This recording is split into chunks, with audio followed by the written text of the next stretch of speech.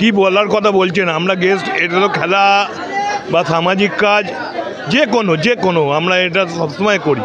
এটা নতুন করে অ্যাডভার্টাইজমেন্ট করতে হয় না আমাদের, কোনো রকমভাবে আমাদেরকে এর জন্যে সাংবাদিক সম্মেলন করতে হয় না, এগুলো আমরা করি। কিন্তু আজকে যে বাচ্চারাই খেলাটা করছে, এটা অমিত মিশ্র ভীষণভাবে উদ্যোগ নিয়ে বাচ্চাদেরকে এটা করাচ্ছে। তো এরম করে খেলা ছাড়াও আরও বিভিন্ন রকম হয় এখানে। কখনো বাচ্চাদের নববর্ষে কেক দেওয়া হয়েছে, ক্রিসমাসে বাচ্চাদেরকে টুপি, এবং বিভিন্ন সময় হসপিটালে গিয়ে ফলমূলও দেওয়া হয়। এটা একটা চলছে, উল্লেখযোগ্য কিছু না এরকম খেলা। আগামী দিনে এরকম খেলা আরও 2-3টে হবে এখানে। তো আমরা যারা সাধারণ মানুষের সঙ্গে থাকি, সাধারণ মানুষও আমাদের সঙ্গে থাকে বলেই আমরা এগুলো করতে পারি।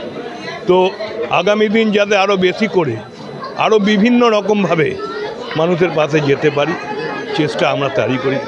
আমাদের এরিয়াটা কসমোপলিটন এরিয়া, প্রচুর মানুষের কাছে পয়সা আছে, আবার প্রচুর মানুষ আর্থিক দিক থেকে একদম নিম্নবিত্ত আছে।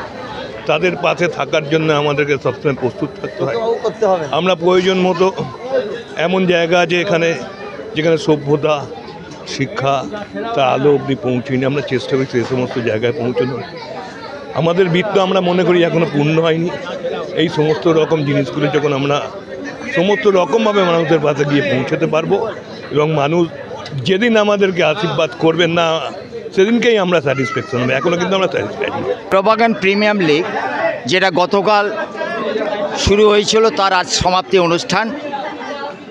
অমিত মিশ্রের ব্যবস্থাপনায় বিগত কয়েক বছর ধরে এখানে এই ধরনের অনুষ্ঠান হয় ছেলেদের সবাইকে নিয়ে।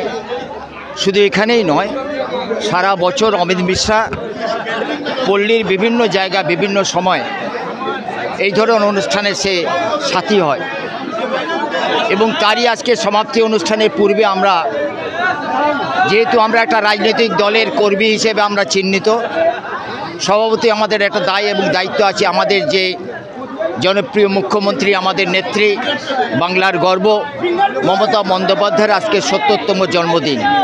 সেই দিনটাকে আমরা ফাইনাল খেলা শুরুর আগে সবাইকে নিয়ে সেই দিনটাকে আমরা কেক কাটার মধ্য দিয়ে সেলিব্রেট করলাম, এবং তারপরেই আমাদের কেক ডিস্ট্রিবিউট হয়ে গেলে ছোটো ছোটো বাচ্চাদের মধ্যে কেক হাতে তুলে দেওয়া হচ্ছে।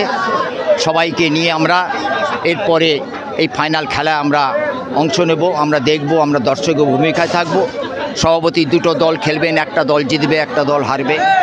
কিন্তু আমরা মনে করি ছোট ছোট প্রতিভা আমাদের যারা লুকিয়ে আছেন, সেই প্রতিভাগুলো এই সব ছোট ছোট জায়গা থেকে উঠে আসে। যেমন সন্তোষ ট্রফি দেখেছিলেন যে রবি কোন পরিবারের ছেলে, তার একটা কর্মসংস্থান নাই, সে দিন আনে দিন খায়, সেই পরিবারের থেকে বেরিয়েছিল, কিন্তু সেই ভারতবর্ষের মুখ উজ্জ্বল করেছে সন্তোষ ট্রফি জিতে এনে।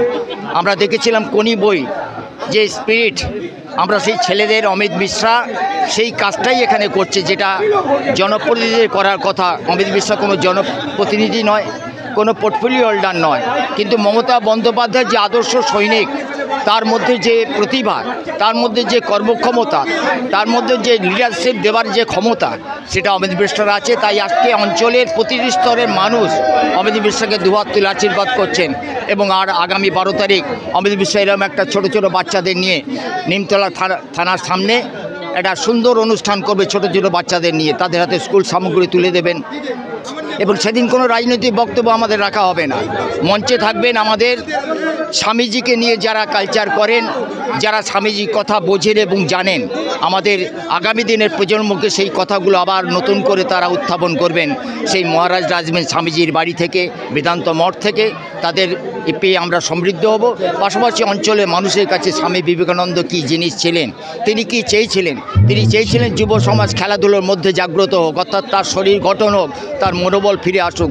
আজকে অমিত মিশ্রা সেই জায়গায় এসে, এরা যখন খেলাটা কীভাবে শুরু করতে বুঝতে পারছিল না, কেন এটা একটা বিরাট ফিনান্সিয়াল ব্যাপার থাকে। অমিত মিশ্রা বলেছিল, তোমরা এগিয়ে চলো, তোমরা যেভাবে বলবে আমি তোমাদের পাশে আছি। তা আমরা সবাই মিলে গতকাল এসেছিলাম, আজও আমরা সমবেত হয়েছি সেই ফাইনাল খেলা অংশ নিতে। আসুন, এই সুন্দর খেলায় নিশ্চয়ই আনন্দ বিনোদনের একটা জায়গা আছে, পাশাপাশি একটা করে আমাদের যে প্রতিভাগুলো লুকিয়ে আছে, তাই ট্যালেন্টগুলোকে আমরা খুঁজে বার করতে পারবো। আগামী দিনে তারাই আমাদের দেশের ভবিষ্যৎ।